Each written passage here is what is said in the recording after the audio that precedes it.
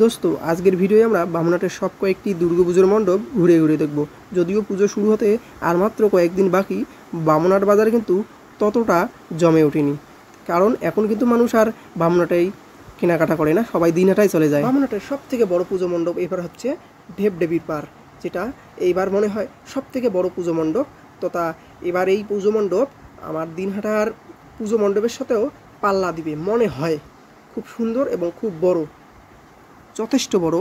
এটাই বামুনহাটের 1 নম্বর পুজো মণ্ডপ। এখনও কিন্তু জোর কদমে কাজ চলতেছে, ওই যে মানুষজন এখনও কাজ করতেছে তো নেই।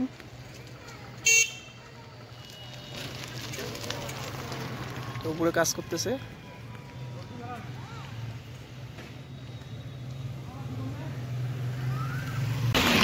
দোস্ত এরপর আমরা চলে এসলাম বামুনহাট নতুন বাজার দুর্গাপুজোর মণ্ডপ দেখতে। তো এটা এবার মনে হয় তো আমার মতে সবথেকে ছোট, এই যে সবথেকে ছোট মণ্ডপ নতুন বাজার দুর্গাপুজোর। হ্যাঁ রে, এত ছোট, মানে এর আগের বারও কিন্তু এর থেকে বড় পুজোর মণ্ডপ ছিল, আগের বার থেকেও এবার ছোট।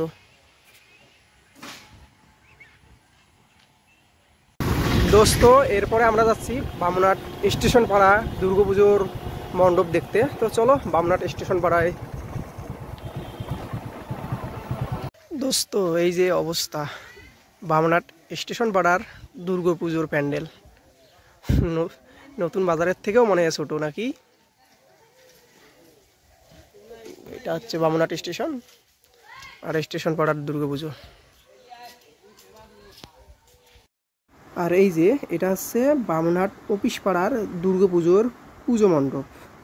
তো এক সময়ের রাজা আজকের এই দশা, মানে ছোট্ট একটু জায়গার মধ্যেই মানে এই পুজো মণ্ডপটি।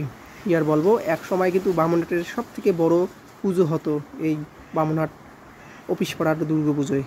সো আরও 1-2টি দুর্গা মণ্ডপ আছে যেগুলি আমি আর কি দেখালাম না, ওগুলি এখনও জমে ওঠেনি।